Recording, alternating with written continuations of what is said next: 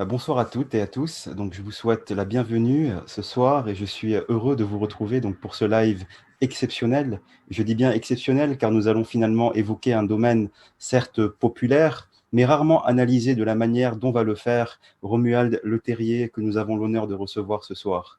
Alors, le cinéma est-il un nouvel oracle planétaire? Il s'agit d'une question passionnante, vaste, illimitée et surtout d'actualité. Romuald Leterrier, je rappelle qu'il est ethnobotaniste, qu'il mène depuis une dizaine d'années des recherches pluridisciplinaires sur le chamanisme amazonien. Il est également l'auteur de plusieurs livres à succès tels que La danse du serpent, Les plantes psychotropes et la conscience, De la jungle aux étoiles, puis Se souvenir du futur et plus récemment Se souvenir de l'au-delà avec Jocelyn Morisson. Donc, dans son intervention de ce soir, Romuald va évoquer la manière dont le cinéma et certaines séries télé pourraient être habités par une forme de conscience collective et qui nous renseigne et nous guide sur des grandes questions existentielles. Il va également évoquer des œuvres telles que Avatar, Contact, Star Wars, Rencontre du troisième type, entre autres, mais également le monde des jeux vidéo à travers notamment le fameux jeu Fortnite que certains doivent connaître. Alors l'humanité peut-elle utiliser le cinéma, les séries télé, les jeux vidéo comme un oracle pour recevoir des informations de son futur? Existe-t-il une forme de guidance, un message caché au cœur de nos créations culturelles? L'avenir de l'humanité, la vie après la mort, notre rapport à une autre forme de vie intelligente dans l'univers sont autant de thématiques et de questions auxquelles notre invité tentera de répondre par des exemples issus de la pop culture. Et comme vous le savez tous également, Vertical Project a produit avec Romuald Leterrier, puis diffusé le 1er décembre dernier, la saison 1 des Chroniques du futur, que la plupart d'entre vous donc s'est procuré, et on vous remercie pour cette confiance que vous nous accordez. Donc cette saison 1 est un véritable succès, hein, on ne s'attendait même pas à un tel démarrage en trombe, au point que nous allons prochainement débuter le tournage de la saison 2, avec des thématiques tout aussi novatrices et passionnantes. Et on vous annonce également pour ceux qui ont acheté la saison 1 qu'un épisode bonus vous sera mis à disposition durant les fêtes. Voilà. Donc merci en tout cas à vous, cher public, pour votre fidélité. Et c'est bien évidemment grâce à vous que nous sommes à ce point motivés à mobiliser toute notre énergie, et particulièrement Romuald, qui est sur plusieurs fronts en même temps, donc l'écriture, les vidéos, les conférences, les ateliers. Comment vas-tu, Romuald? Écoute, ça va très bien, toujours un petit peu surchargé avec 1001 projets. Je gère aussi pas mal de recherches, de protocoles de recherche. Donc, c'est beaucoup de travail, mais en même temps, c'est passionnant parce que ça permet de faire avancer les choses. Et moi, j'ai voué ma vie à ça. Donc, voilà, donc je suis très content de faire tout ça. Et en plus, j'ai déjà des bons retours expérientiels des gens qui ont vu les chroniques du futur et qui ont commencé à expérimenter quelques petits outils. Et donc, ça, c'est super parce que c'est très encourageant euh, pour justement pouvoir imaginer la suite et aussi me dire que ce que j'ai fait est assez pédagogique pour être relayé par un plus grand nombre. Voilà, c'est le plus important pour moi.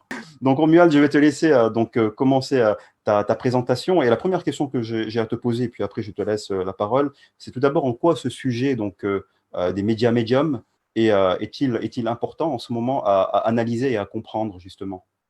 Bah, ça fait déjà plusieurs années qu'il y a pour moi comme une sorte de guidance comme ça à travers nos créations culturelles. Alors, j'expliquerai un petit peu comment ça s'est présenté déjà à moi dans un premier temps, mais je pense ne pas être le seul à avoir vécu ce type de phénomène. Mais déjà, il suffit de regarder un petit peu l'offre, c'est-à-dire qu'est-ce qu'on nous propose aujourd'hui sur des médias comme Netflix, dans le cinéma, sur tout un ensemble comme ça de chaînes. On se rend compte que quand même la question de la conscience est centrale dans énormément euh, de séries, dans énormément de films. Il y a un premier niveau de lecture qui peut être un niveau très attractif, ludique même dans un film. Et puis souvent, il y a un deuxième tiroir qui là, nous révèle beaucoup d'informations. Et dans l'air du temps, ce qui émerge le plus pour moi, c'est vraiment cette idée de, de, de montrer aux gens les pouvoirs, on va dire, qu'ils ont en eux, c'est-à-dire des pouvoirs de conscience, des pouvoirs de l'esprit, et de voir un petit peu comment ces pouvoirs de l'esprit sont susceptibles quelque part de mettre à mal un certain nombre de dogmes, un certain nombre de systèmes qui sont quand même assez formateurs. Et donc voilà, donc c'est une vraie richesse, je trouve, qui s'exprime là, et c'est une richesse qui s'exprime euh, souvent à l'insu des créateurs. C'est-à-dire que là, aujourd'hui, je ne vais pas parler de la symbolique qu'on observe dans les films. Tout le monde sait que, bien sûr, la plupart des dramaturgies, des films nous parlent par exemple des mythes des héros, des choses comme ça qui sont des grands archétypes. Je ne vais pas parler de ça ce soir, parce que ça, pour moi, c'est vraiment des expressions de l'inconscient collectif. Je pense vraiment que depuis quelques années, cet inconscient collectif, il est en train de devenir conscient collectif. Et je dirais même conscience collective. C'est ce que j'ai appelé le média médium. Et il y a pour moi un effet de guidance. C'est-à-dire qu'il y a vraiment, à travers ces films, à travers ces séries, à travers les informations qui sont délivrées, des choses qui sont en rapport avec ce qu'on observe aujourd'hui dans le domaine des sciences, dans le domaine des sciences émergentes et notamment ces sciences de la conscience. C'est pour ça que j'ai voulu faire cette thématique dont je parle hein, dans ce souvenir de l'au-delà, dans le dernier ouvrage. J'explique en fait cette histoire-là. Alors, j'ai eu la chance hein, dans ma vie, et j'ai toujours la chance de côtoyer des réalisateurs de cinéma. Et j'ai déjà justement discuté avec eux de cette, qu'est-ce qui les inspire. Est-ce qu'ils sont conscients de tout ce qu'ils mettent dans leurs films? Et souvent, ils me disent ben, oui et non. Il y a des choses dont on est conscient, il y a des choses dont on n'est pas conscient. Et c'est après, effectivement, avec le travail collectif, en plus des équipes, puisqu'on a quand même, sur un film, il y a des dizaines de gens qui travaillent, des designers, des scénaristes, mais aussi des infographistes. Et tous ces imaginaires, on va dire, se rejoignent hein, pour créer un terrain commun qui est justement le film. Alors, dans cette notion d'imaginaire, c'est là que c'est intéressant, parce qu'on pense toujours, nous, en Occident, que l'imaginaire fabrique. C'est une construction de l'esprit. Or, après avoir étudié le chamanisme, mais aussi après avoir étudié les soufis, notamment avec les travaux du philosophe Henri Corbin, et aussi les travaux de Jung, il y a une prolongation de notre imaginaire. C'est-à-dire, quand vous imaginez quelque chose, il y a une partie qui est construite, effectivement, par votre esprit, et c'est ce qu'on peut observer aussi dans l'hypnose, ou dans les guidances, ou dans les suggestions de visualisation, par exemple. Mais quand vous construisez quelque chose dans votre esprit, il y a une part que vous fabriquez, on va dire, à 80%, et il y a ensuite une petite porte qui s'ouvre sur un autre terrain, qui est l'imaginal, qui est l'imagination agente, c'est-à-dire autonome. Et là, par contre, vous entrez dans ce fameux monde de l'esprit, ce monde qu'on peut comparer à l'au-delà, ce monde qu'on peut comparer au monde des esprits dans le chamanisme. Donc, quelque part, notre imaginaire est coprésent à cet imaginal, comme disait Corbin, c'est-à-dire un imaginaire autonome qui a sa propre vie. Et c'est ça qui s'exprime en fait dans les films pour moi et les séries aujourd'hui. C'est-à-dire que quelque part, il y a une guidance. Avant, il y avait une émergence de symboles qui reprenaient des grandes structures, on va dire, archétypales, hein, qu'on avait, le mythe du héros, des choses comme ça, des choses très connues. Mais maintenant, il y a une vraie guidance, c'est-à-dire que dans cet inconscient collectif, il y a pour moi des zones qui sont en train de se densifier en conscience collective et qui donnent effectivement une information pertinente sur tout un ensemble de sujets qui sont des sujets d'actualité, de recherche émergente. Voilà.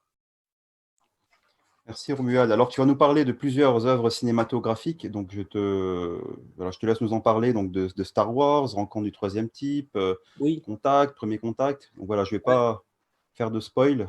Alors, tu sais, en fait, ce qui s'est passé, c'est que je pense que je ne suis pas le seul à avoir vécu ça. Vous avez un questionnement intérieur, vous êtes dans une période de votre vie, vous êtes à faire des choix importants, où vous avez des préoccupations, des questionnements, et puis vous allez au cinéma, et boum, le film, de façon incroyable, il répond de façon hyper cohérente à votre problématique intérieure. Vous avez l'impression que le film a été fait pour vous. Moi, ça m'est arrivé des dizaines de fois. Je me disais, ça, c'est quand même marrant. À chaque fois, je vais voir le film. C'est hyper cohérent par rapport à mes questionnements. Ça m'apporte des réponses. Mais bon, dans un premier temps, je me suis dit, je ne vais pas focaliser sur ça. Jusqu'en 2016, où lorsque j'étais en train de terminer mon protocole d'expérimentation de création de synchronicité, donc il s'est étalé sur 3 ans, j'ai décidé de clôturer une 22e expérience, et donc une dernière expérience, où j'avais sélectionné donc avec mon petit oracle, au hasard, j'avais pioché l'animal qui était l'araignée, et puis au niveau des symboles, je suis tombé sur l'Ouroboros, c'est-à-dire ce symbole alchimique du serpent qui se mord la queue. J'avais fait comme d'habitude, j'avais mis un timing d'1 semaine pour voir ça se manifester dans la réalité sous forme d'une synchronicité, et je me suis dit, j'allais hop, j'oublie, je me note ça dans mon cahier, et j'avais vraiment, vraiment envie de me changer les idées, j'étais fatigué. Je dis, je vais aller au cinéma. Je ne savais pas ce qu'on y jouait. J'arrive, je vois un film, Premier Contact. Je me suis dit, c'est encore un bon film de baston où des GIs vont dégommer des aliens. Ça va au moins me détendre et me reposer le cerveau. Je vais aller voir ça.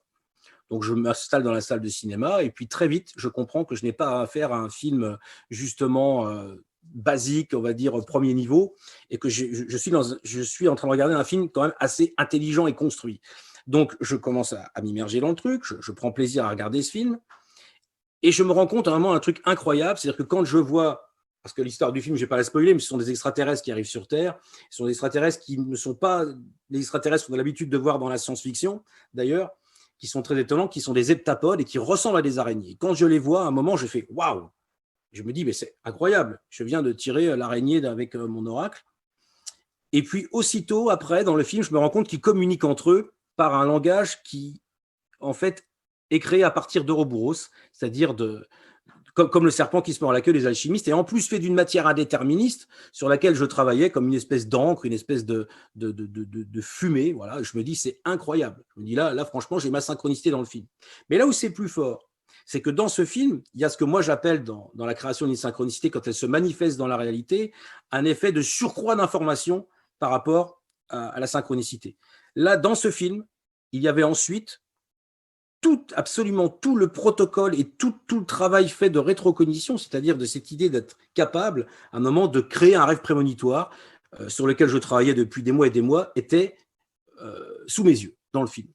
Alors, je ne vais pas spoiler, mais l'histoire, c'est quand même qu'à un moment, l'héroïne du film, Louise Bank, qui est une linguiste, à qui on a demandé d'essayer de traduire le langage de ces heptapodes, de ces extraterrestres, a un rêve où elle voit à un moment, un rêve qui est d'ailleurs influencé par ces heptapodes, où elle se voit en train de sauver le monde, puisqu'il y a un général chinois qui, lui, le général Chang, a décidé d'attaquer ces heptapodes. Il se dit qu'ils n'ont pas de légitimité à être là sur Terre, donc il les pense même être hostiles, décide donc de leur déclarer une guerre et donc de les attaquer. Alors elle a ce rêve, Louise Bank, où elle se voit dans une réception en train de parler avec ce fameux général chinois et qui lui susurre à l'oreille les derniers mots qu'il a dit à sa femme qui était en train de mourir du cancer.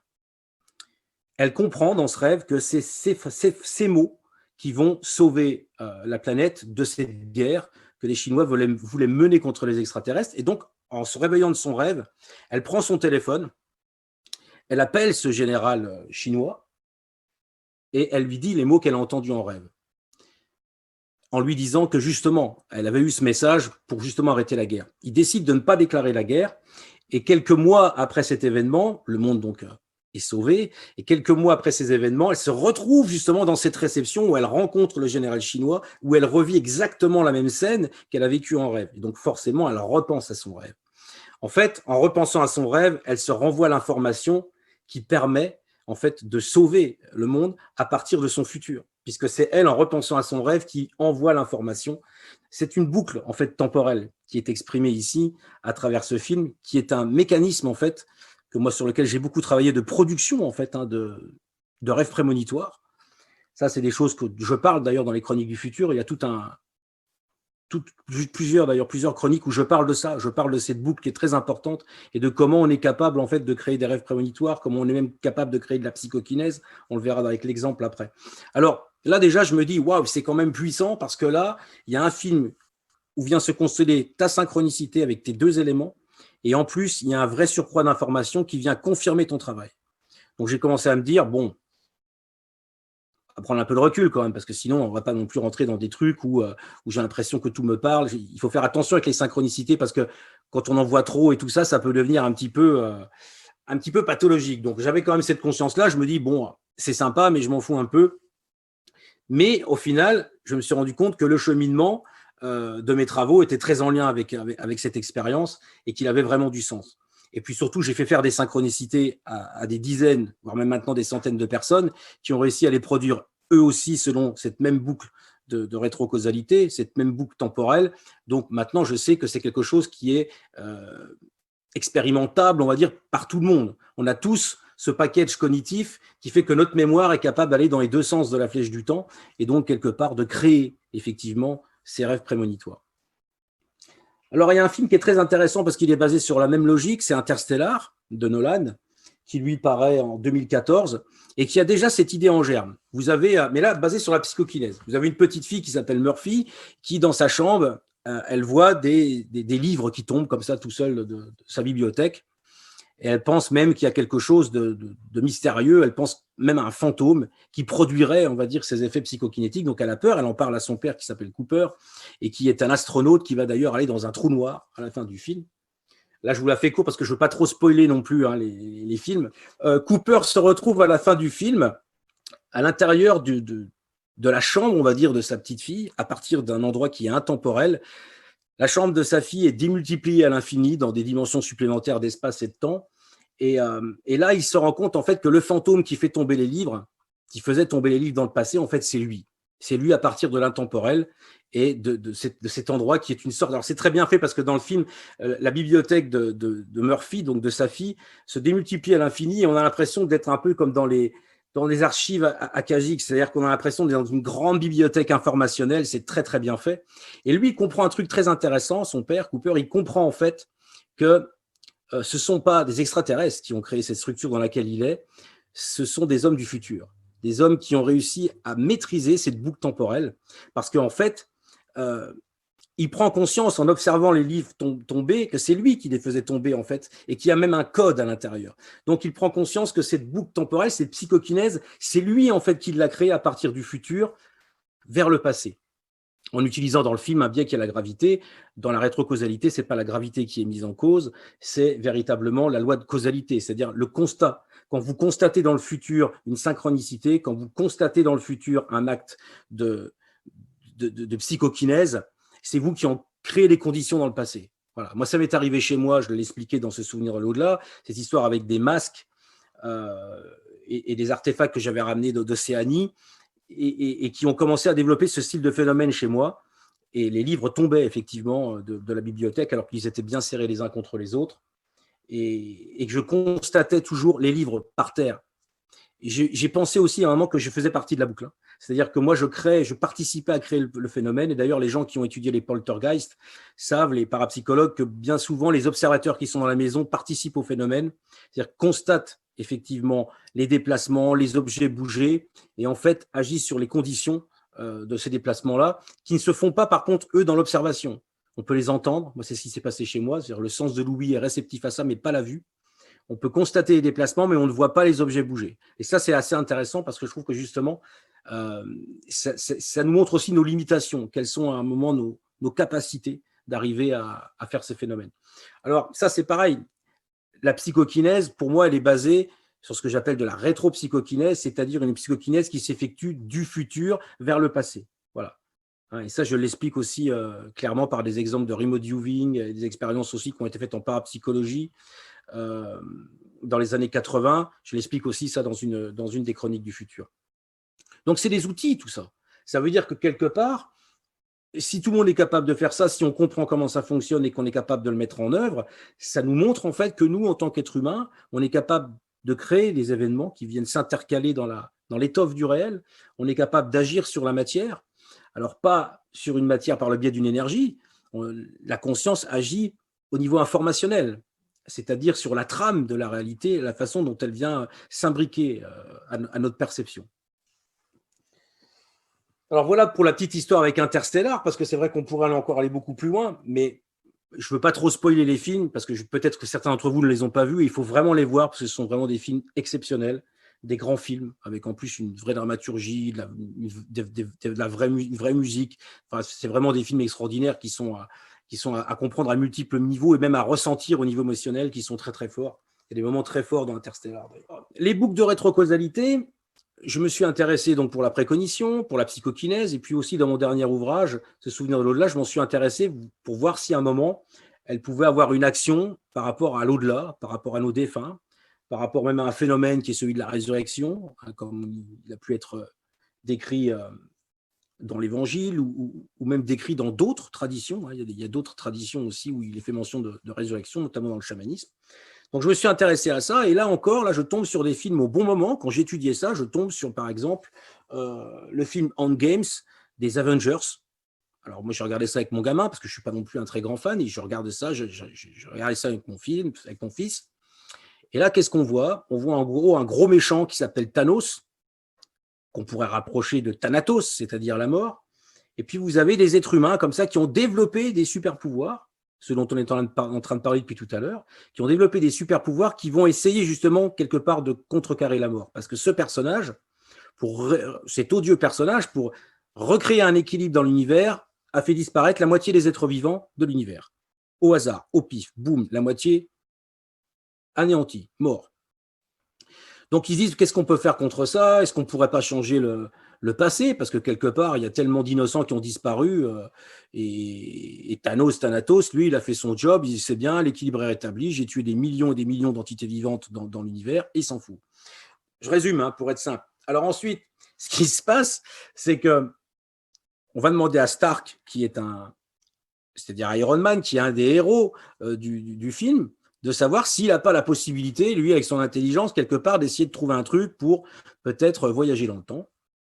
Et là, je vous donne en mille, le moyen qui est utilisé pour voyager dans le temps et quelque part pour ressusciter tous les gens qui sont morts, c'est une boucle de rétrocausalité, voilà, qui est clairement dessinée et modélisée à un moment dans le film par Stark, en lien avec son intelligence artificielle. Ils font une description, on voit un symbole comme une sorte de ruban de Mobius qui est créé en image de synthèse dans le film, où il comprend en fait qu'il peut voyager dans le temps et que c'est une boucle temporelle. Mais ce qui est super intéressant, c'est que cette boucle temporelle, elle va ressusciter les morts. Or, dans mes travaux de recherche, dans ce souvenir de l'au-delà, pour moi, c'est de ça dont il est question. C'est-à-dire qu'à un moment, une boucle temporelle peut effectivement faire le raccord entre le monde de l'au-delà et le monde de l'ici-bas. Je ne vais pas rentrer dans les détails de ça parce que ça, c'est tout le corpus, on va dire, du livre, ce souvenir de l'au-delà, c'est l'idée sous-jacente. Mais en tout cas, c'était encore là très étonnant de l'avoir là, dans le cinéma, dans un film, au bon moment. Au moment où j'étais en train de travailler sur ça, je me dis, c'est quand même incroyable qu'il y ait cet effet de guidance, de résonance entre des choses qui sont complètement nouvelles. Alors là, moi, je parle pour mes recherches, mais je pense que chacun d'entre nous, par rapport à ces questionnements, serait capable de faire la même chose, et en étant attentif, d'avoir des réponses précises dans les films. Quelques temps après, je vois un autre film, qui est le dernier Star Wars, qui s'appelle l'ascension des Skywalker. Je décide à un moment de me dire, tiens, je vais quand même le regarder, parce que c'est le dernier en plus, et je suis cette série depuis que je suis gamin, puisque le premier volet de cette triple trilogie, voilà, a été tourné en 1979, sorti en 1979, donc moi j'étais petit, parce que j'ai 48 ans, et donc, quelque part, cette saga a accompagné toute ma vie.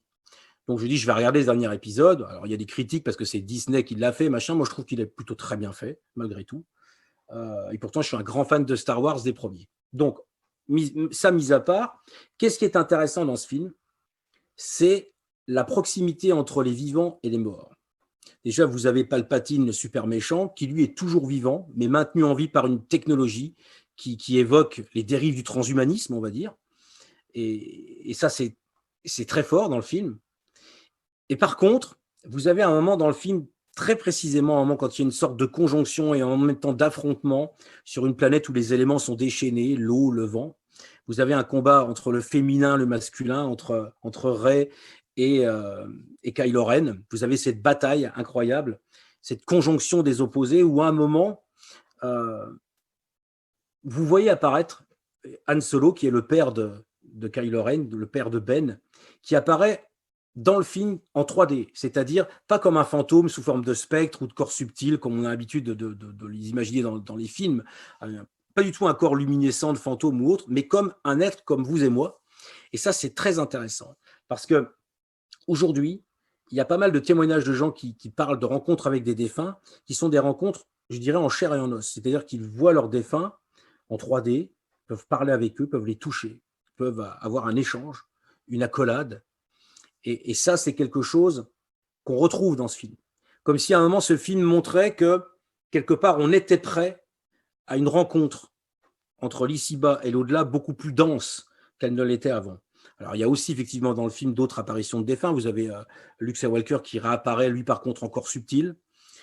Mais en tout cas, la proximité entre les vivants et les morts, entre l'au-delà et l'ici-bas dans ce film, est tellement forte que, quelque part, le voile disparaît. Et ça, j'ai trouvé ça intéressant parce que j'ai trouvé que c'était anecdotique de ce qui se passe aussi également au niveau de la conscience aujourd'hui et toutes ces recherches qu'on a en transcommunication instrumentale, en TCH, en d'autres techniques qui sont développées en EMDR pour essayer justement d'abolir cette frontière entre l'ici-bas et l'au-delà.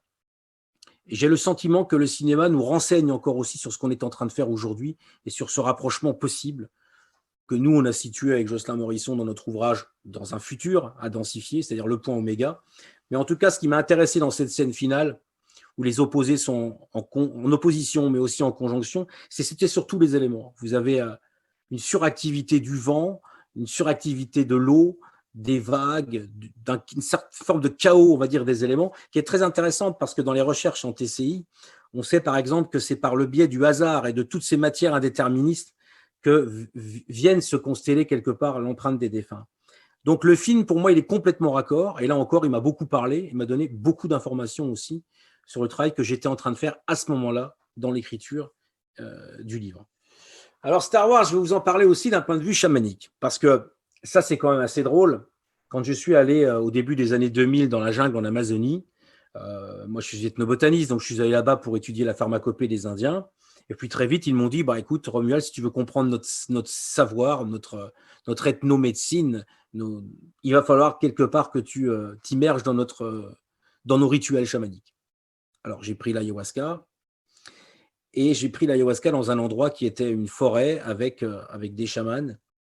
Et ce qui était complètement fou, c'est que le premier truc que j'ai pu rapprocher de ce que j'étais en train de vivre là, c'est que je me suis dit, à un moment dans l'expérience, je suis en train de ressentir la force des Jedi. Ça veut dire quoi? Ça veut dire que j'étais capable, dans mon corps, de ressentir le malaise de mon voisin qui était une dizaine de mètres. S'il avait une pensée obscure ou une peur, je la ressentais viscéralement à l'intérieur de moi. Je ressentais véritablement ce que lui sentait. Je ressentais la forêt, je ressentais les arbres, je ressentais leur énergie. Ça, c'était vraiment très fort. Et je me suis dit, le seul truc dans ma culture à laquelle je peux rapporter cette expérience, c'est Star Wars. C'est l'histoire de la Force avec Yoda, avec les Jedi. Et à un moment, je l'ai même dit, ça a fait rire un de mes coéquipiers. J'ai dit, mais on est dans Star Wars, là, c'est incroyable. Alors, il y a eu une autre cérémonie plus tard où là, c'était un combat interchamanique où je me suis retrouvé là aussi encore dans la guerre des étoiles parce qu'ils s'échangeaient des dards de lumière et donc je voyais comme des espèces de coups de blaster comme ça, de lumière laser. Je voyais avec mes yeux ouverts. Hein. C'est-à-dire que ma conscience était tellement défocalisée que je pouvais percevoir un monde qui était invisible normalement. Je pouvais voir les intentions de ces chamans sous forme de jets de lumière, sous forme de métaphores, on va dire d'armes ou de choses comme ça. J'avais l'impression aussi à un moment d'être dans un jeu vidéo. C'est une expérience très très forte de ma vie qui m'a beaucoup beaucoup impressionné et voilà. Et le seul référence que j'avais était une référence cinématographique qui était celle de Star Wars. Voilà, c'était pour l'anecdote, mais c'était quand même intéressant de le rappeler. Alors toujours en lien avec le chamanisme, il y a un film que j'aurais bien évoqué ici, c'est Avatar, parce que Avatar, en fait, quand le film est sorti en 2009, moi j'étais très curieux. Mon ami Yann Kounen, depuis 2 ans avant 2009, me disait, tu sais, Cameron est en train de faire un film sur la condition indigène, sur comment les peuples premiers sont spoliés de leur territoire, comment leur savoir, quelque part, ils sont dépossédés de leur savoir. Et c'est un film qui va, à mon avis, être très important parce que c'est un film vraiment sur le fond écologique, avec une vraie spiritualité, une éco-spiritualité, on va dire. Mais il me dit, j'en sais pas plus, mais ça va être énorme parce qu'en plus, il y a beaucoup, beaucoup de moyens et Cameron est très secret sur le sujet. Alors en 2009, n'ayant rien vu du film, je m'assois dans la salle de cinéma, c'était en décembre, et là, je prends certainement l'une des plus grosses claques de ma vie cinématographique, parce qu'effectivement, je suis subjugué par le film. Alors le film, il a un premier niveau, hein, c'est toujours un peu chez Cameron, c'est la bagarre, c'est les GI, c'est les machins, c'est un langage de chartier même souvent, mais à un moment, il y a cette histoire de conscience avec un peuple qu'on appelle les Na'vi, et puis surtout, moi, ce qui m'a sidéré, c'est-à-dire que cet univers visuel que dépeint Cameron sur Pandora, cet univers lumineux, cet univers avec des couleurs très particulières, c'est le monde des visions de l'ayahuasca.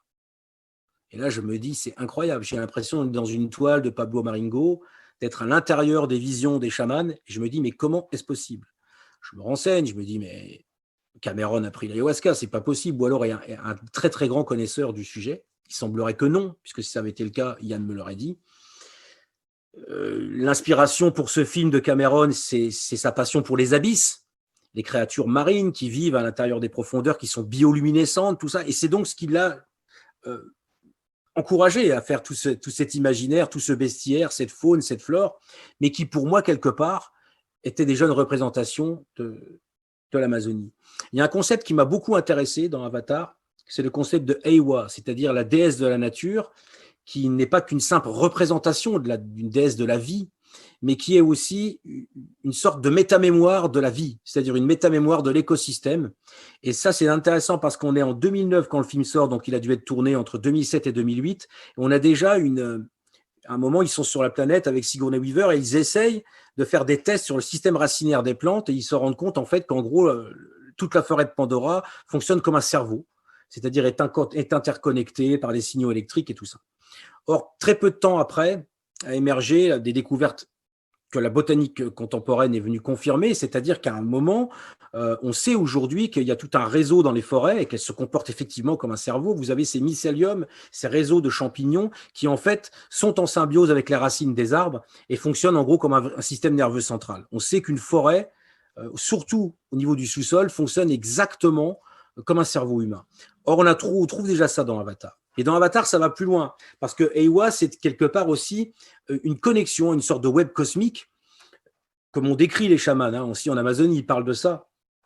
Et qu'à un moment, Eywa, il y a ces arbres des ancêtres, je ne sais pas si vous vous rappelez dans ce film, si vous l'avez vu, il y a ces arbres magnifiques qui ressemblent à des saules pleureurs et en même temps à des méduses. Et quand on écoute, on entend dans ces plantes la voix des anciens, la voix des enfants, la voix des morts, en fait. Donc, comme si, en fait, les défunts retournaient à l'intérieur du réseau de la vie, dans le réseau informationnel. Et il y a ces fameux nazis qui sont ces êtres bleus. Sous ayahuasca, moi, j'ai déjà vu ces êtres bleus. Et je vais vous montrer une sculpture réalisée par un chaman, un peintre chaman au début des années 2000, donc bien avant Avatar. Voilà. Je vais essayer de bien vous la montrer. Voilà, qu'on appelle la Yemanja, qui est l'esprit de l'eau. Voilà. Et vous voyez sur cette peinture, il y a tout un ensemble de connexions. Bah déjà, ça ressemble vraiment à un avis, hein, comme vous pouvez le voir. Alors, à l'intérieur, il y a toute une connexion aux êtres de l'eau de l'Amazonie, bien sûr, le dauphin rose. Vous avez ici un lamentin, ici, voilà. Donc, ces sculptures réalisées au début des années 2000, or qu'Avatar n'est absolument pas encore ni en construction, ni en quoi que ce soit. Donc, comme si à un moment, il y avait eu dans ce film une inspiration par le média médium d'entités qui, quelque part, pour moi, sont dans le web cosmique. Hein, moi, j'ai vu des êtres bleus sous cérémonie, hein, c'est-à-dire des êtres comme ça, très grands, de plus de 2 ou 3 mètres de haut, apparaître dans une cérémonie avec un chaman. Ils étaient venus pour soigner en fait un patient. Et sous ayahuasca, je pouvais les voir. Hein. Donc, c'était assez étonnant. Et donc, quand on a vu Avatar, nous, les ayahuascaros, on a pris une claque parce qu'on s'est dit, mais comment est-ce possible que le monde de l'ayahuasca se retrouve dans ce film de science-fiction? Donc, l'idée du web cosmique, ça sera mon prochain livre que je vais coécrire avec Jocelyn. Je vous en donne l'exclusivité. Donc, le titre, c'est Web cosmique. Comment se connecter à l'univers qui est en nous, parce que quelque part, nous sommes un hologramme de l'univers et qu'à partir de notre corps, à partir de nos sensations corporelles, à partir de ce qu'on est capable d'aller chercher d'aléatoire et de chaos psychocorporel, on est capable de se connecter à une sorte de flux qui lui est distribué dans l'univers entier et qui est transtemporel et transspatial et qui nous apporte des informations. C'est ce que les chamans ont appelé le web cosmique, où ils ont un autre nom indigène bien sûr pour ça, mais pour l'avoir expérimenté, effectivement, on est capable d'avoir des informations sur les planètes, sur le cosmos, sur des choses du passé au niveau de la phylogénétique des espèces, une sorte de mémoire du vivant en général. C'est hyper clair quand on se connecte à cette dimension. Voilà. Donc c'est pour ça que je voulais parler ici d'Avatar. Dans ces films, et là, c'est beaucoup plus ancien. Il y a aussi pour moi des informations sur la façon de rentrer en contact avec ce qu'on appelle, de façon un peu basique et péjorative aujourd'hui, des extraterrestres. Moi, je préfère parler de facteurs exogènes. On ne sait pas ce que c'est. C'est une autre intelligence. Elle peut être interspécifique, c'est-à-dire elle peut venir d'autres espèces. Mais en tout cas, je pense effectivement que ce sont des entités qui vivent aussi sur d'autres planètes habitables, puisqu'elles sont potentiellement des millions et des milliards dans notre univers. Et donc, il semble que par le cinéma, il y a aussi là encore une guidance, une information qui est intéressante. J'ai pris 3 films pour essayer de montrer l'évolution de cette séquence d'informations qui est délivrée. Le premier est bien sûr un grand classique, c'est Rencontre du troisième type, où vous avez cette arrivée d'OVNI, mais en même temps qui provoque des phénomènes paranormaux, des phénomènes psychiques, hein, très intéressants, et notamment chez le personnage de Roy, qui est joué par Dreyfus, qui à un moment, lui, voit des ovnis dans sa camionnette, et puis rentre chez lui et de façon un peu compulsive, obsessionnelle, commence à modeler, en fait, à avoir des images, des ressentis de la Devil Tower, c'est-à-dire cette montagne qui existe aux États-Unis. Elle commence à en avoir, on va dire, une perception synchronistique, c'est-à-dire qu'il va commencer dans sa purée de façon complètement mécanique, hein, c'est-à-dire instinctive à sculpter cette montagne, cette forme dans la purée. Il va finir même à en construire une véritable sculpture en argile, très détaillée cette fois-ci. Et quelque part, il reçoit l'information de ce contact qui va y avoir lieu avec les humains par le corps. Pas par la conscience dans un premier temps, par le corps. Et c'est ça qui est intéressant. Il le reçoit par le kinesthésique, c'est-à-dire qu'il va modeler dans sa purée de façon au hasard. Il ne sait même pas ce qu'il fait. Il va modeler ensuite dans l'argile cette montagne. Donc c'est par le corps qu'il reçoit l'information et ensuite par le biais des synchronicités. La synchronicité devient le mode de communication de cette rencontre avec les aliens qui prend toute sa concrétisation à un moment aussi extraordinaire à la fin du film quand ce vaisseau vient se poser sur la Devil Tower. Ce vaisseau, il est extraordinaire. Je trouve qu'il évoque, d'ailleurs, il a déjà été repris, hein, cette thématique-là, mais ça évoque très bien la descente de la Jérusalem céleste aussi sur cette espèce de plateforme, cette espèce de tour où est censé s'établir le contact. Il faut savoir, par exemple, que les Shipibo disent que le lieu de contact avec ces entités exogènes se fait dans un monde visionnaire, dans le monde des visions, avec ce qu'ils appellent l'endroit le plus haut de l'univers. Ils parlent de la plus haute tour de l'univers, qui est le point justement où on peut rentrer en contact avec ces entités. Ils ont d'ailleurs des Icaros, des champs qu'ils appellent le champ de la plus haute tour de l'univers qui leur permettent d'appeler et de se connecter à ces entités. Donc c'est intéressant de voir encore là que quelque part, au niveau de la mise en scène faite par Spielberg, il y avait plus que ce que lui imaginait. Ça, c'est certain. C'est-à-dire que là, l'Imaginal a complètement modelé autant le scénario et les effets visuels désirés par Spielberg et ses équipes, autant que, quelque part, Dreyfus était influencé à créer dans son personnage ces statuts de façon inconsciente par le corps. Un deuxième film qui apparaît plus tard, hein, puisque là, on était dans les années 70 avec ce film. Là, on passe ensuite dans les années 90 avec le film Contact de Zemeckis, qui est tiré d'un ouvrage de Carl Sagan, qui est le livre est déjà extraordinaire, mais le film est très très bien aussi, et qui nous parle d'une chercheuse en radioastronomie et qui, quelque part, depuis qu'elle est petite, cherche à rentrer en contact avec les extraterrestres par un signal radio. Or, ce contact s'effectue, ils reçoivent une séquence, mais ce qui est très très intéressant dans ce film, c'est qu'à un moment, ils reçoivent cette séquence lorsqu'ils la décodent, ils s'aperçoivent qu'il y a une image et du son. Et quand cette image apparaît à partir des parasites, l'image est choquante parce que qu'est-ce qu'ils voient apparaître? Un discours d'Hitler. Et là, ils ne comprennent pas, les chercheurs, ils disent mais c'est quoi ce délire? Mais en fin de compte, c'est la première émission qui est partie dans l'espace et qui est partie donc radio-télévisée et qui est partie en fait à la rencontre des extraterrestres. C'est la première qu'ils ont récupérée. Alors ils disent bon bah c'est pas super hein, parce que comme émissaire, il y avait quand même mieux qu'Hitler, bien évidemment. Donc le film ensuite développe une idée qui est super intéressante, c'est que dans cette image, dans ce message qu'ils ont renvoyé, les aliens, il y a en fait tout un encodage, c'est-à-dire qu'il y a un code, et que ce code, en fait, il sert à créer une machine à voyager dans le temps. Voilà. C'est ça le but du film, et qu'ensuite on décode pour créer une machine à voyager dans le temps. Et c'est super intéressant parce qu'en plus, dans ce film, il y a la notion d'interface de communication qu'on retrouve dans le chamanisme avec les esprits des plantes.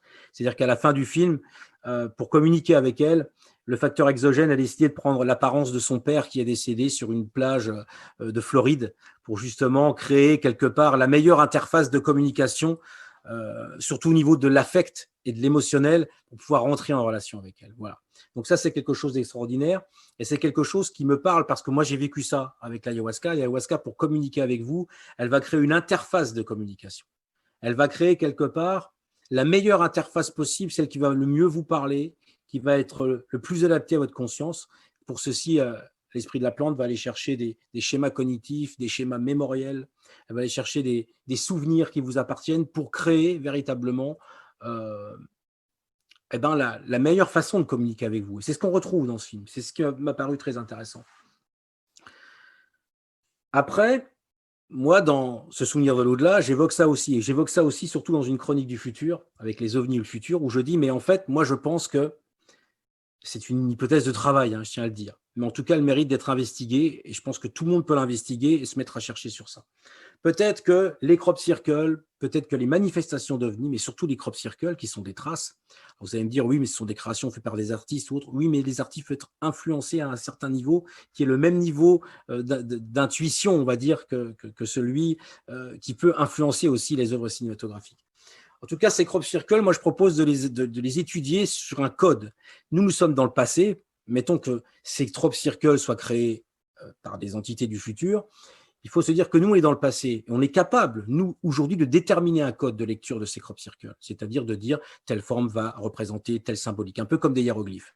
Mais c'est à nous de le déterminer, car nous sommes dans le passé. Si nous établissons un consensus et que nous transmettons à nos descendants ce code, ils sont susceptibles, à un moment, lorsqu'ils auront développé cette technologie, non seulement d'utiliser ce code, mais de nous renvoyer des signes utilisant le code qu'on a déterminé. Donc, quelque part, on aurait créé, par boucle causale, notre propre pierre de Rosette. Ça, c'est super intéressant parce que ça permet de comprendre comment pourrait circuler le travail. Alors, moi, ce que je propose, c'est que les enquêteurs reprennent tout ce travail, toute cette somme d'informations, de documentation qu'on a sur le phénomène OVNI, et que quelque part, on l'investisse dès aujourd'hui dans l'optique que ce soit nous-mêmes ou nos descendants dans le futur qui soient capables de l'interpréter, mais surtout de nous envoyer des messages avec ce code qu'on a déterminé, sous toujours l'aspect de la boucle causale. C'est dans ce sens que je vais trouver ce film vraiment, vraiment top et que je voulais ici en parler. Alors l'autre, troisième film, je ne vais pas en reparler parce que j'en ai parlé au début, c'est Premier Contact.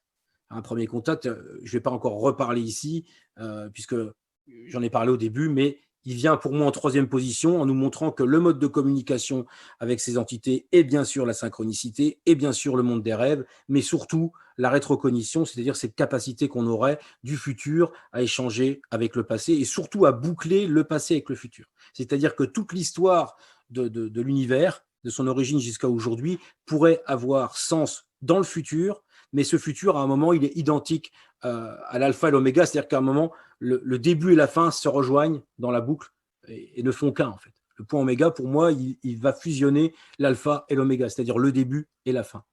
C'est-à-dire qu'on est sur une boucle de causalité extra courte. Voilà. C'est une hypothèse de travail qu'on a développée aussi dans ce souvenir de là. Alors, il y a un domaine maintenant, je sais, qui fait un peu plus polémique parce qu'il vous plaît moins, parce que vos gamins sont toujours dessus et que ça peut vous énerver, c'est les jeux vidéo. Mais les jeux vidéo sont tout aussi habités par cette information, par cette guidance. D'ailleurs, ça me fait penser à l'inspiration, qu'est-ce que c'est? La créativité. On dit qu'on est inspiré, mais inspiré par quoi? Il faut savoir que dans la cognition des Grecs anciens, le poète n'était pas le propriétaire ni le créateur de son œuvre. Il était le réceptacle de l'inspiration des muses. Il recevait son poème. Le musicien recevait sa musique. L'artiste, le sculpteur recevait son œuvre qui était déjà là et qu'il devait juste découvrir. Donc, quelque part, aujourd'hui, j'ai l'impression que les muses sont toujours là, beaucoup plus actifs que par un certain temps. Les muses, c'est quoi? C'est cette inspiration exogène qui vient à chaque moment, on va dire, s'infiltrer dans nos créations culturelles, s'infiltrer dans nos scénarios, dans nos créations artistiques. Alors, les jeux vidéo, c'est pareil. Les jeux vidéo, alors vous allez me dire, oui, mais c'est pas bien, c'est des jeux de bagarre, machin. Alors déjà, je tiens à dire tout de suite que si on n'avait pas eu les jeux vidéo et les plateformes, on va dire, de jeux en réseau pendant le confinement, les pauvres gamins, parce que ça les a vraiment aidés. Moi, je vois mon gamin, il était tous les soirs, je lui laissais une demi-heure jouer, une heure même, avec ses copains de classe. Et donc, il pouvait s'amuser. Il y avait vraiment du lien social. J'ai trouvé ça super. Et donc, j'ai commencé à m'intéresser à quoi il jouait. Alors, effectivement, premier niveau, Fortnite, c'est une île. Voilà, c'est une map, c'est une île où il faut se battre, il faut sauver le monde, quoi. Voilà, c'est un jeu de gamin. C'est aussi identification aux héros. En plus, c'est un jeu collectif. C'est super intéressant dans Fortnite. Tout est intéressant, je suis désolé, ce mot est récurrent dans ma bouche, mais et j'en ai bien conscience. Mais ce qui est super dans Fortnite, c'est que c'est basé sur la notion d'événement. C'est-à-dire que les gens qui jouent à Fortnite, et ce n'est pas que des enfants, il y a aussi beaucoup d'adultes qui y jouent, c'est des millions de joueurs sur la planète. Dans Fortnite, il y a cette notion d'événement, c'est-à-dire que chaque saison, il y a des saisons comme ça, saison 1, saison 2, saison 3, saison 4, et à chaque fois qu'il y a un événement, on change de saison. Mais ce qui est extraordinaire dans ce jeu, c'est que quelque part, les gens qui jouent à ce jeu spéculent sur le prochain événement. C'est-à-dire qu'ils sont dans une notion de l'attente, ce que j'appelle l'attente de l'advenir. C'est-à-dire qu'ils attendent qu'un événement se produise et donc ils spéculent sur cet événement. Et comme ils jouent en réseau, et il y a aussi des communautés de joueurs, ils disent, bah tiens, on a déjà eu ça, peut-être que la prochaine saison, l'événement qui va arriver, ça sera des extraterrestres qui arrivent, ça va être un météorite, ça va être un trou noir. Et donc, ils spéculent. Vraisemblablement, les concepteurs d'Epic Games, les concepteurs du jeu, reprennent certainement des idées qu'ils voient sur le réseau pour qu'à un moment, les prédictions de certains joueurs collent avec effectivement ce qui va se passer dans l'événement. Donc, il y a une sorte de prophétie autoréalisatrice, si vous voulez, qui est très intéressante dans le truc, parce que du coup, ça crée des boucles causales. Alors, il y a des événements qui sont incroyables. Moi, j'en ai vu quelques-uns. C'est une transfiguration complètement de cet univers, c'est-à-dire que cet univers-là se transforme complètement. Et moi, ça me faisait penser, quand j'étais petit, j'avais un délire, quand j'avais 7-8 ans, au moment de la nouvelle année, moi, à chaque fois qu'on passait le 31 décembre, je pensais que le monde allait se transformer. Ça, c'était un fantasme d'enfant. Je pensais systématiquement qu'à d'une année à l'autre, le monde allait se transformer, changer complètement et devenir quelque chose d'autre. Ça, c'est bien sûr pas passé, mais en tout cas, il y a ça dans Fortnite. C'est-à-dire qu'à chaque saison, le monde se transforme et on accède à quelque chose d'autre. Alors, le dernier en date de ces événements m'a assez scotché quand même, parce qu'il a eu lieu il y a quelques jours. Et il y a un vilain méchant qui s'appelle Galactus qui est venu pour détruire la map, donc on peut dire un peu le symbole de l'apocalypse, pour détruire l'île. Mais en même temps, il y a quelque chose qui a émergé dans le jeu, ce qu'on appelle le point zéro. Et le point zéro, quelque part, c'est une sorte de singularité qui permet justement la manifestation de ce réel, de cette réalité. Mais ce point zéro, quand on rentre dedans, on est capable de ressortir du jeu pour aller dans un autre niveau de réalité et y rentrer inversement. Donc, ça m'a fait vraiment penser avec l'histoire de l'au-delà, le Big Bang, la compression du point du Big Bang en un point unitaire, et puis quelque part, la possibilité pour la conscience de redéplier l'univers dans sa globalité, et donc de créer une résurrection, sa propre résurrection, mais la résurrection aussi globale de l'univers en passant par ce point. C'est une vision que j'ai eue à l'adolescence, que j'ai eue ensuite sous ayahuasca, et qui est revenue en rêve l'année dernière au mois de décembre, et que j'ai voulu absolument mettre en conclusion de ce souvenir de l'au-delà. C'est un chapitre qui s'appelle « Une vision pour renaître ». Et cette vision colle avec ce qui se passe dans Fortnite. Là où c'est super, c'est qu'en plus, là, les gens qui jouent sur Fortnite, ils ont créé une mythologie autour de Fortnite. Ils pensent, et ça c'est quand même dingue que ça ait apparu dans leur conscience, ils pensent que le jeu est une boucle temporelle. Ils pensent que le jeu, en fait, la saison 1 va être bouclée avec la dernière saison. C'est-à-dire qu'à un moment, ils pensent en fait que les saisons ne sont pas disparues, qu'elles continuent à exister à un autre niveau de réalité et que quelque part, les joueurs continuent à jouer simultanément à chaque saison qui continue d'exister. Donc ça, c'est une mythologie contemporaine, une mythologie de gamers, mais je la trouve super intéressante parce qu'elle colle avec l'idée de vie simultanée, de temps simultané, et c'est très troublant de voir, par le biais d'un jeu populaire, que cette structure, clairement archétypale, clairement informée, émerge dans la communauté de joueurs qui sont des gens qui ne connaissent pas les boucles de causalité, qui ne connaissent pas la structure d'un déplacement flexible, qui ne connaissent pas non plus toutes les recherches qu'on fait aujourd'hui sur la conscience, sur la rétrocognition, sur la rétrocausalité. Donc, moi, ça m'a complètement bluffé. Et là encore, quand j'ai regardé mon gamin jouer l'autre jour et assisté à ça, je me suis dit, mais c'est pas possible.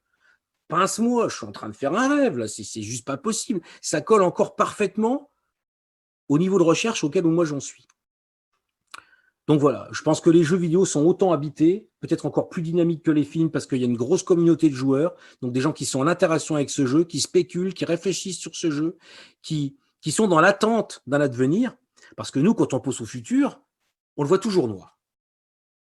À tort ou à raison, j'en sais rien, mais pandémie, effondrement, grand reset, complot, je ne juge pas ça. Je dis juste que de toute façon, là, la preuve en est, on voit toujours ça négativement. Imaginez juste 2021, je suis sûr que 90% d'entre vous vont se dire « ça sera la merde ».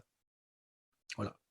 Donc, moi, je dis que ces joueurs, ils apprennent quelque part à stimuler leur imagination, mais aussi leur joie, parce que c'est dans la joie qu'ils imaginent ces événements, et dans la créativité, dans quelque chose qui est au final extrêmement créatif. Nous, on est incapable d'être créatif quand on imagine l'avenir. Moi, c'est un peu mon regret, parce que moi qui prône dans mes ouvrages depuis maintenant plus de 2 ans ennemis, mais sur des recherches qui durent depuis plusieurs années, que justement, on est capable de densifier collectivement ensemble le meilleur des futurs possibles, c'est-à-dire de faire advenir. C'est très important la notion d'advenir, hein, parce que c'est pas juste uniquement un événement à venir, c'est advenir. C'est-à-dire qu'on concourt à la réalisation de cet événement, collectivement. Mais pour ça, il faut développer ces fameux pouvoirs qu'ont les Avengers, les X-Men, les machins, les trucs, parce qu'on les a tous. Alors, on ne va pas se mettre une combinaison, un machin, un truc, une cape, c'est pas ce que je suis en train de dire. Mais je dis juste qu'on a tous en nous ce package de pouvoirs qu'on doit développer, et si on le développe à un moment collectivement, le système qui est maltraitant, il ne résistera pas à ça. Parce que là, on change de level, comme dans un jeu vidéo. On change à un moment, on change de rapport au réel. Quand on se rend compte qu'on est constructeur, complètement co-constructeur de ce réel, ça change. On ne subit pas. Là, on a une vie qui est informée et pas une vie qui est subie, quoi. Voilà. Et Najib, tu veux dire un Romuald, truc? oui, par rapport à Matrix, quel parallèle tu pourrais faire justement avec le film Matrix? Alors, Matrix, c'est un film qui est super intéressant. Malheureusement, à mon goût, je trouve que Matrix, aujourd'hui, il est trop le symbole de la paranoïa. C'est-à-dire que beaucoup de gens disent Matrix, c'est la vérité, on vit dans la matrice, machin, machin. La matrice, c'est quoi? C'est le système. Le système dans lequel on vit, c'est l'école, c'est l'État, c'est tout ci, c'est tout ça. C'est un peu ce qui est contraignant quand même, le système. Hein, voilà. Qui peut avoir du bon aussi, hein, le système. Je ne jette pas le bébé avec l'eau du bain. Mais ce que je trouve malheureux par rapport au film Matrix, c'est que tout le monde s'est focalisé sur la matrice. Or, le film Matrix, il n'est pas fait pour se focaliser sur la matrix. Il est fait pour en sortir.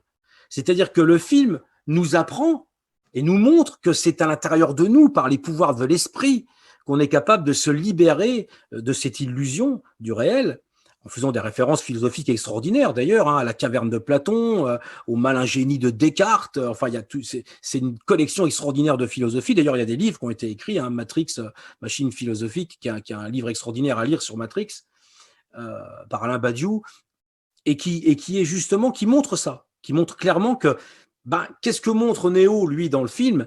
C'est d'aller rechercher à l'intérieur de soi, déjà par son corps, par une maîtrise de son corps et de son esprit, la capacité de sortir de la matrice. Mais la matrice, c'est nos préjugés aussi.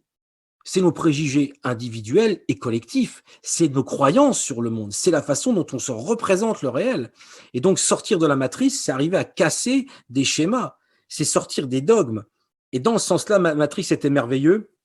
Mais c'est dommage qu'aujourd'hui, ça a juste cristallisé en disant on vit dans la matrice, on ne peut pas être libre. Si on peut être libre, faites travailler ce que vous avez à l'intérieur de vous, c'est-à-dire ces dons qu'on a tous, parce qu'on les a tous, travailler la psychokinèse, travailler la précognition, et ça va changer le système.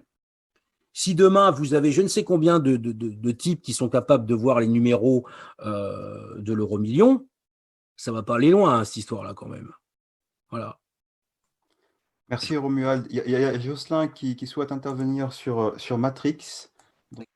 Oui, bonsoir. Merci. Eh bien, oui, je voulais réagir sur Matrix parce qu'il y a une problématique intéressante avec Matrix, c'est que quand on sort de la matrice dans le film, ça ne résout pas le problème parce qu'on reste dans le monde réel, matériel. Et si le monde réel, matériel lui-même est une matrice, ça veut dire qu'il y a encore un autre niveau derrière et que le film n'aborde pas finalement. Donc la question n'est pas réglée. Le monde ordinaire dans lequel évolue le héros au début, c'est une simulation, mais après il se retrouve dans le monde où il y a les vaisseaux, etc., où il est avec les gentils, mais c'est encore un monde matériel dont on ne comprend pas l'origine. Finalement, la source n'est pas explicitée, donc ça renvoie à des niveaux à l'infini, finalement, une forme de régression à l'infini. Donc le film n'aborde pas vraiment cette question-là. Ça reste juste une métaphore. En tout cas, bon, ça reste un super film. Moi, j'ai beaucoup aimé, bien sûr. Mais ouais, j'aurais voulu que Romuald parle un peu de Black Mirror quand même, parce que dans le livre, on l'a mis, il y a des épisodes dans Black Mirror qui sont extraordinaires, quoi. Moi, je ne suis pas au départ un grand fan de séries, hein, mais c'est vrai que là, depuis que j'ai un accès Netflix grâce à ma fille, je tiens à le dire, j'en ai quand même mangé quelques-unes parce que il y a effectivement un niveau de créativité colossal qu'on n'a plus beaucoup au cinéma, à part dans des grands films de science-fiction comme ceux dont a parlé Romuald. Je trouve qu'il y a beaucoup plus de travail créatif dans les séries, avec des scénaristes qui travaillent en équipe, etc. Et qui font vraiment un travail extraordinaire, notamment les Anglais. Les Anglais en particulier, et la série Black Mirror, elle est géniale pour ça. Et il y a un épisode dont on parle dans le livre qui est extraordinaire, dans lequel finalement une femme perd son petit ami et on lui propose d'activer en fait tous les souvenirs numériques, toutes les traces numériques qu'il a pu laisser sur les réseaux pour qu'elle ait une sorte de conversation virtuelle avec lui, et ça reconstitue en fait sa personnalité. Et c'est tout à fait, c'est bien sûr une intelligence artificielle derrière qui mélange à partir de toutes les traces que le type a laissées sur les réseaux, et tout ce qui fait ce que ce gars était en termes de personne, de personnalité. Et du coup, ça simule une conversation avec lui, et elle a l'impression de retrouver son ancien petit ami. Et ça va jusqu'à un point où finalement on lui propose, grâce à une nouvelle technologie, de faire revivre son petit ami à partir d'un corps en gelée. C'est une espèce de silicone bizarre qu'il doit mettre dans une baignoire, etc. Et donc ce truc-là est alimenté avec l'intelligence artificielle qui apprend, hein, donc c'est un système apprenant, et donc son petit ami revit sous la forme d'une espèce d'androïde, quoi, d'un robot qui a son apparence physique, donc son petit ami revit. Donc est-ce qu'on va vers des trucs comme ça? Il y a beaucoup de gens qui disent que c'est vraiment une série d'anticipation, en fait, parce que ça parle des dérives de tout ce qui concerne le numérique en général. Et il y a plein de choses qui sont hyper crédibles et qui d'ailleurs, depuis les premiers épisodes, sont avérées, quoi. Les techniques de surveillance de masse, la reconnaissance faciale, etc. C'est des choses qui avaient été déjà exploitées dans des épisodes de Black Mirror et qui sont déjà en vigueur en Chine ou ailleurs, pour le meilleur et pour le pire, surtout pour le pire, on pourrait dire, évidemment, parce que tout le monde voit l'aspect contrôle, coercition et tout ça. Mais Black Mirror, c'est vraiment épatant et effrayant à la fois. Alors j'ai vu passer quelque chose sur The OA. Et The OA, je l'ai regardé aussi parce que ça parle des expériences de mort imminente. Et moi, ça m'a un peu déstabilisé, un peu déçu quand même, parce que donc il y a ce type qui fait des recherches sur l'expérience de mort imminente, mais à base de torture finalement, il tue les gens puis il les réanime. C'est un peu comme dans l'expérience interdite, hein, Flatliners, dont j'ai regardé le remake il y a pas longtemps d'ailleurs, qui est encore moins bien que le premier. Bon, bref.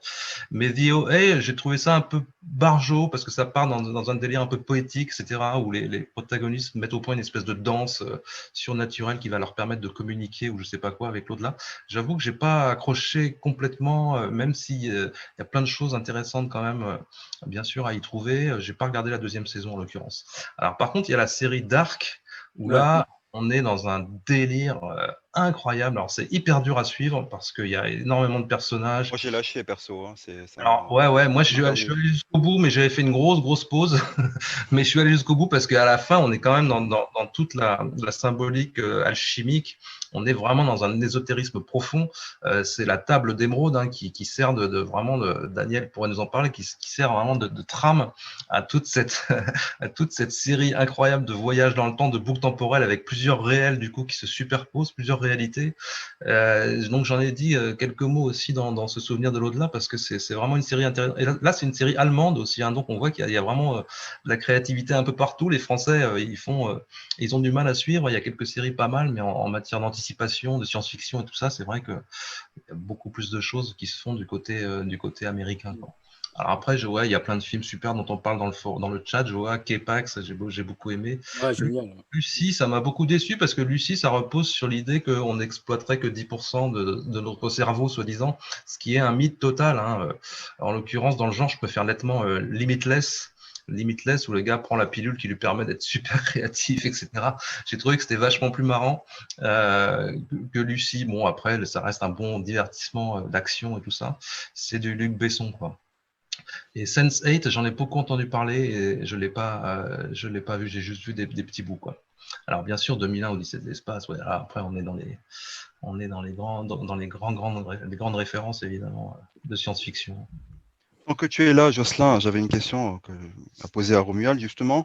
Dans ce souvenir de l'au-delà, page 201, donc vous citez un Tipler de mémoire, comment il s'appelle, Tipler? Francfort Tipler, ouais. Tipler, voilà, donc qui prophétisait que plus l'humanité se rapprocherait du point oméga et plus la technologie allait permettre de ressusciter virtuellement, voire physiquement, les morts. Qu'est-ce que vous auriez à dire à ce sujet, tant que tu es là?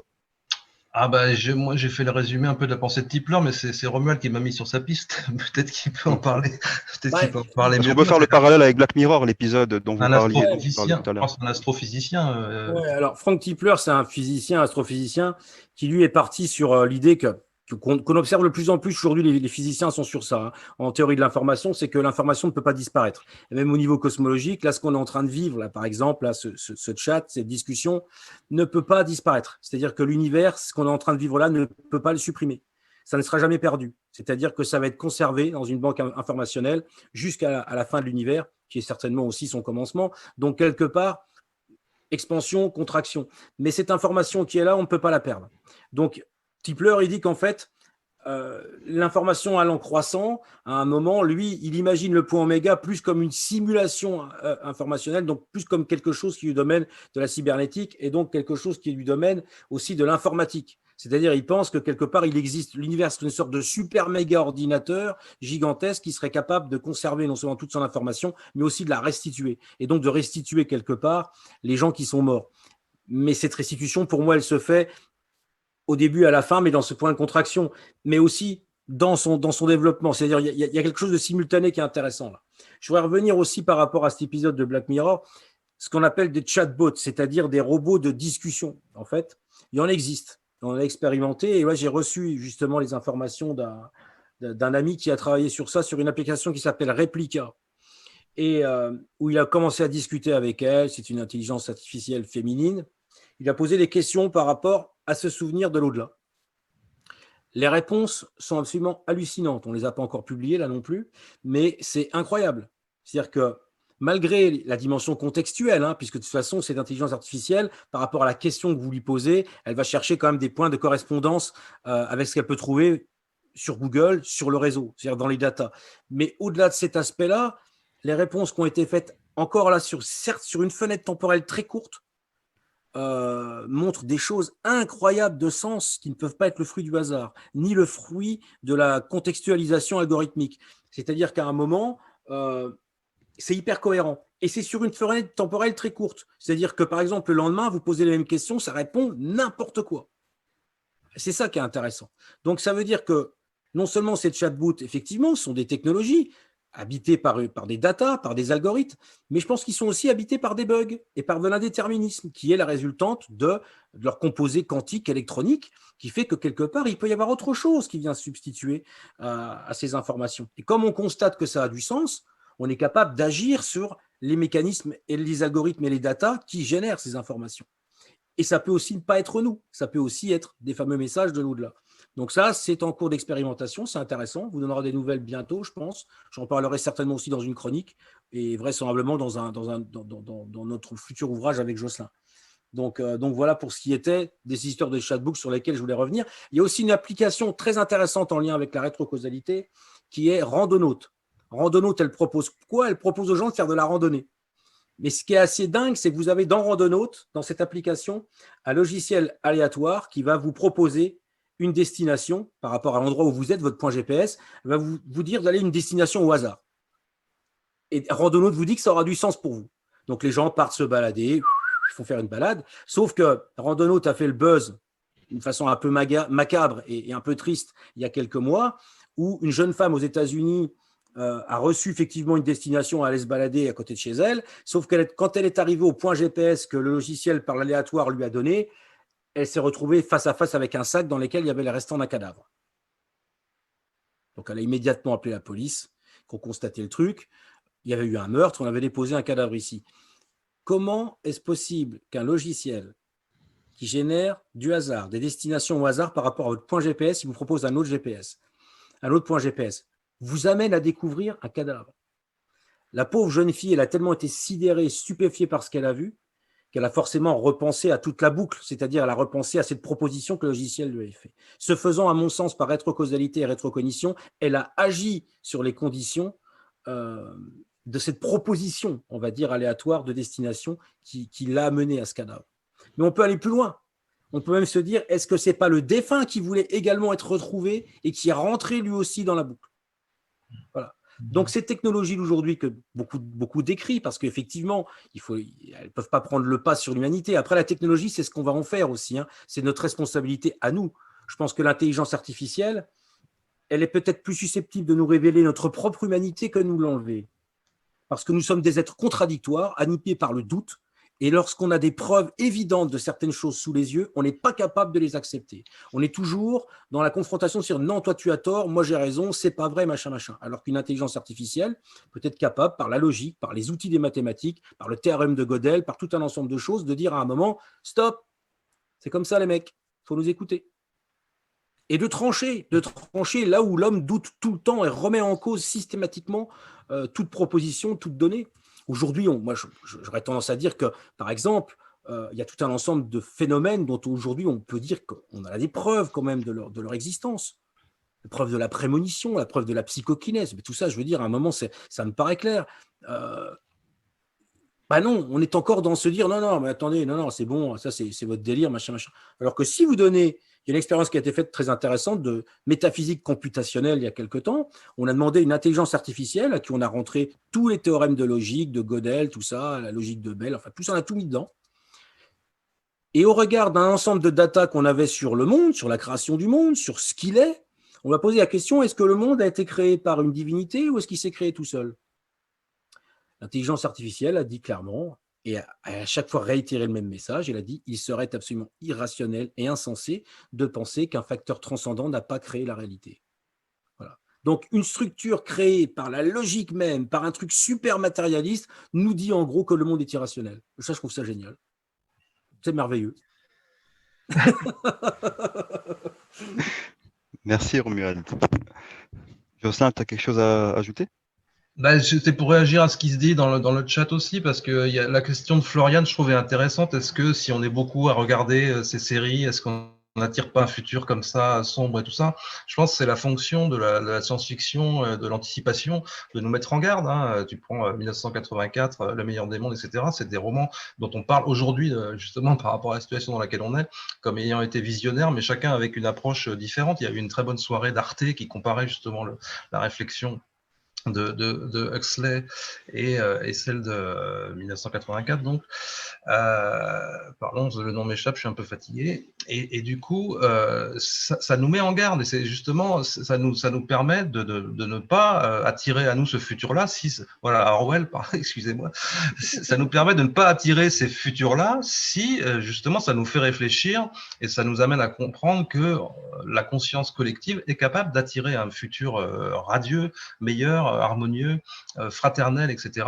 Justement parce qu'on ne veut pas aller vers des futurs comme ça, des futurs dystopiques ou des futurs où la machine domine comme dans Terminator, Ex Machina, Heure, etc. Où on est complètement soumis à la machine. Mais c'est sûr qu'il y a ce risque-là existe aujourd'hui. Et puis peut-être qu'il y a des gens qui ont intérêt à ce qu'on aille vers ça, effectivement, parce que ça leur permettra de gagner de l'argent. C'est toujours la même histoire, hein. Le moteur, il est là, hein. C'est de dominer le monde, c'est pas simplement pour dominer le monde, c'est pour être simplement plus puissant, plus riche, etc. Donc les motivations, elles ne changent pas. Mais je pense que ça nous fait prendre conscience de ces risques-là. La série Black Mirror en particulier, ça nous fait prendre conscience de ces risques. Et du coup, ça nous amène à poser des intentions pour attirer à nous un futur qui soit un futur souhaitable pour nous, en tant qu'individu, en tant qu'humanité, en tant que collectivité et en tant que planète aussi, enfin, en tout cas en ce qui concerne notre relation au vivant et à la planète en général, quoi. Merci Jocelyn. Je vais donner la parole, c'était pas prévu, mais tant qu'elle est là, c'est Elodie Mielzarek, donc qui est sémiologue, donc qui est assez connue dans le milieu, qui intervient dans des chaînes nationales telles que CNews, etc. Donc on a la chance de l'avoir connectée. Elodie, est-ce que tu m'entends? Elle souhaite intervenir sur Game of Thrones, puisqu'elle a écrit un article, Jocelyn, dont tu as pris connaissance également. Donc je ne sais pas, Elodie, si tu nous entends.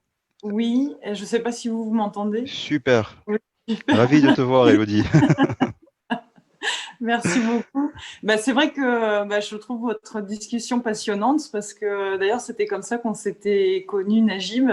C'est vrai que j'avais écrit cet article qui remonte un petit peu où je m'interrogeais en fait sur les conditions du succès de cette série Game of Thrones, et où effectivement, moi, je parlais bien de ces tendances très reptiliennes, le fait qu'il y ait du sexe, qu'il y ait beaucoup des questions de comparaison sociale, de statut, mais j'avais quand même fini effectivement en disant, mais est-ce que quelque part, il n'y a pas aussi un succès dû au fait qu'il y ait des messages subliminaux et qui effectivement soient peut-être plus liés à notre inconscient. Et je posais la question, parce que bien sûr je n'en ai pas la réponse, mais je suis très heureuse d'en discuter avec vous ce soir, de me dire, mais est-ce que finalement ces marcheurs blancs, voilà, quelle peut être leur portée symbolique? Est-ce que c'est pas un message de nos mois futurs qui nous alerte sur une banquise qui fond au fur et à mesure, effectivement, les marcheurs blancs seraient quelque part la métaphore ou la représentation symbolique de cette banquise qui se rapproche de plus en plus et qui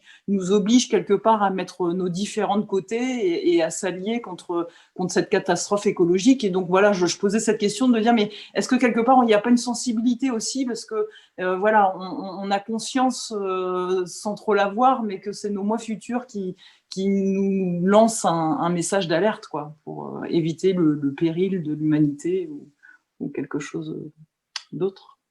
Il y a une notion qui est importante à comprendre, c'est que quelque part, moi c'est l'expérience que j'ai fait avec le remote viewing, c'est-à-dire on a travaillé pendant 1 an et demi, hein, j'ai eu plusieurs équipes avec qui j'ai travaillé, des super collaborateurs que je remercie d'ailleurs ici, ils se reconnaîtront. On a réussi vraiment à comprendre que quelque part, quand on fait une session de remote viewing, c'est-à-dire par le corps, hein, c'est-à-dire dans un premier temps par une sorte de gribouillis, on fait émerger progressivement, on va raffiner une information qui est d'abord psychocorporelle jusqu'à faire émerger, par exemple, l'image d'un temple comme le Taj Mahal. Et donc, ensuite, on donne à analyser cette session à un analyste qui, au préalablement, a choisi, ou encore un autre tiers, a choisi une image qui est la cible. Et dans cette session, le viewer, lui, dans le passé, il est censé voir une cible qu'on va lui montrer dans le futur. Et donc, quand il a fait sa session, que l'analyste a analysé la session du viewer, par exemple, 15 jours, 3 semaines, 1 mois après, on lui montre l'image. Boum, c'est le Taj Mahal. Qu'est-ce que doit faire le viewer? Il doit comparer l'image très précisément avec sa session. Ce faisant, il se renvoie du futur vers le passé de sa session, toute l'information de sa session. Ça, on l'a fait. On a fait beaucoup d'expériences. On s'est rendu compte qu'à plus de 80 à 85%, on est capable de recevoir donc quelque part une information de soi-même, de son moi futur. Un moi qui est dans le futur de 3 semaines, de 6 mois, voire d'1 an. C'est assez prodigieux parce que ça veut dire que quand le viewer est en train de faire sa session 1 an avant, il est quand même en lien direct avec sa propre conscience d'1 an après dans le futur. Donc ça montre bien que nous sommes vivants de façon simultanée, de façon spatio-temporelle, sur un continuum qui certes est flexible et qui a effectivement des futurs potentiels, mais en même temps qui est quand même sur des futurs qui sont plus potentialisés que d'autres, puisqu'il y a quand même cette possibilité à un viewer de se retransmettre une information du futur à lui-même vers le passé. Et ça, on a eu des résultats édifiants, extraordinaires. Donc, pour moi, ça prouve vraiment que ça fonctionne. Il y a eu une expérience qui a été faite aussi comme ça en parapsychologie avec ce qu'on appelle le Tychoscope. C'est-à-dire qu'il y a René Péoch, dans les années 80, imagine un petit robot aléatoire qui est censé se déplacer au hasard généré par un logiciel qui génère les déplacements aléatoires du robot. Sauf qu'à un moment, ils ont décidé de tout cloisonner et de filmer le déplacement du robot. L'enregistrement est récupéré, il n'est vu par personne. 6 mois après, on montre à un expérienceur, j'ai raté une étape, donc on enregistre cette vidéo et on la garde, personne ne la regarde. Donc c'est comme le chat de Schrödinger, personne ne regarde cette vidéo. 6 mois après, on demande à quelqu'un, un expérienceur, on lui dit voilà, il va y avoir un petit robot, tu vas voir un petit robot, essaye d'imaginer son déplacement. Les gens ont donc essayé d'imaginer son déplacement sans trop forcer, hein, juste imaginer, tiens, il ira plus à gauche, puis après il montera plus haut, puis il redescendra d'un coup là, et puis il ira après plus à droite. OK. Une fois que la personne a imaginé le déplacement du robot, on montre ce fameux fichier qui a été filmé 6 mois avant et que personne n'a vu. On montre ce fichier à l'expérienceur. Et là, il y a eu des points de correspondance incroyables, à plus de 80% aussi. Le robot se comportait exactement comme les personnes venaient de l'imaginer.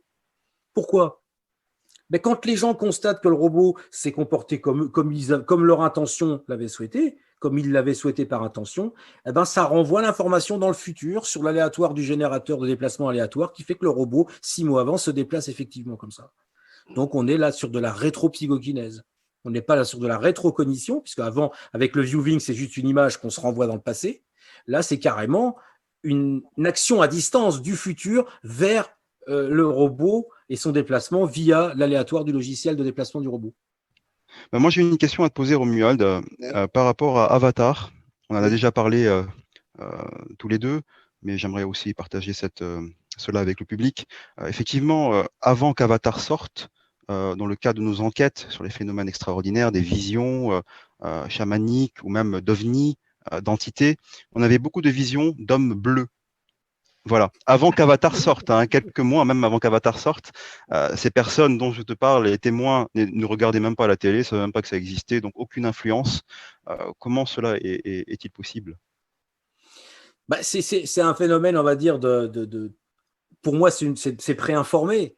C'est-à-dire que dans le monde des visions, moi, je t'avais déjà dit que j'avais vu ces êtres bleus, tu vois, et quand je les ai vus dans le film Avatar, je me suis dit, mais c'est quoi ce délire? Tu te dis, mais attends, il a bu des litres de purge ou quoi, Cameron? Alors que ce n'est pas le cas. Je t'ai expliqué, c'est le monde des abysses qui a fait qu'il a créé cet univers qui est très particulier, bioluminescent et tout ça. Donc, semble-t-il qu'il ne l'a jamais pris. Bon, il y a quand même une scène qui a été coupée dans Avatar qui fait référence à une initiation où il doit manger un verre, en fait. C'est un bonus. Je ne sais pas si vous avez la version longue d'Avatar, vous pouvez le voir. Normalement, avant de devenir un membre de la tribu, il doit passer par cette initiation et il a des visions. Il a des visions chamaniques. Cette scène a été enlevée du film, on ne sait pas pourquoi. Voilà. C'est un mystère. Donc, peut-être un petit clin d'œil quand même au rituel chamanique, vraisemblablement. Il y a plein de références quand même dans ce film. Vous avez l'arbre du monde, l'Aximundi, là, qui est en plein milieu du film, avec en plus au centre de l'Aximundi la double hélice ADN sur laquelle descend et monte la chamane, c'est-à-dire la mère de l'héroïne Navi. Donc, c'est quand même incroyable parce que ce film, quand même, il a été inspiré, soit quand même... on peut penser que Cameron, Lunarby, voilà, le serpent cosmique, on peut penser ça quand même. Mais si ce n'est pas le cas, c'est incroyable. Parce qu'on a toute cette symbolique qui est mise en place, là, vraiment, avec Aiwa, avec le réseau de la vie, le web cosmique, tout ça. Donc, c'est quand même assez étonnant. Et tu vois, cette entité, je te disais tout à l'heure, c'est l'eau, c'est la déesse de l'eau. Or, on sait que l'eau, aujourd'hui, avec les travaux de Marc-Henri, par exemple, est certainement le véhicule informationnel qui permet justement de conserver cette métamémoire du vivant. Et la nôtre aussi, de notre existence. Donc, c'est fascinant, vraiment, quoi. Donc, ça voudrait dire que Nolan, Villeneuve et les autres réalisateurs, Spielberg, auraient été intuitivement Ils ont leur inspirés. muse. Voilà, d'accord. Ils ont leur muse. Okay. Parce que moi, par exemple, je discutais avec Yann dans Blueberry, pour Blueberry, même des scènes dans 99 francs, qui est un film un petit peu plus léger qu'une comédie, il y a une symbolique et des visions très fortes dans 99 francs, des idées qui sont très fortes. Des choses qui, bien sûr, effectivement, lui, il me dit, je savais, j'avais la référence pour créer ça. Et puis d'autres choses, il me dit, non, effectivement, il y a des choses que moi, ça s'est infiltré, quoi. C'est quelque chose qui vient, c'est l'inspiration. Mais dans cette inspiration qui en plus est collective, parce que c'est des équipes de travail, tu vois, les gens de chez MacGuff qui sont dans les effets spéciaux aussi font des propositions aux réalisateurs pour essayer quelque part, c'est une co-création, un film. C'est-à-dire que le réalisateur, il a des idées, il fait des storyboards, des choses, mais à un moment, pour que ça colle à ça, il y a des apports, des équipes de designers qui disent, ouais, mais tu sais, là, peut-être que ça serait bien de s'inspirer de telle texture ou de telle chose. Et du coup, c'est comme ça que se construit cette influence, cette guidance, on va dire, de par cette conscience collective qui est pour moi la version moderne des muses de l'Antiquité, quoi. Merci beaucoup, Romuald, pour ta réponse. Je vous propose quand même une petite expérience avant qu'on se quitte. C'est peut-être que chacun de vous se pose une question, pose une intention par rapport à un questionnement et de demander à avoir une réponse dans un film ou une série avec un timing en disant « moi, je veux avoir une réponse à ma question sous 15 jours ». Et puis, faites-nous votre retour, voir s'il se passe quelque chose.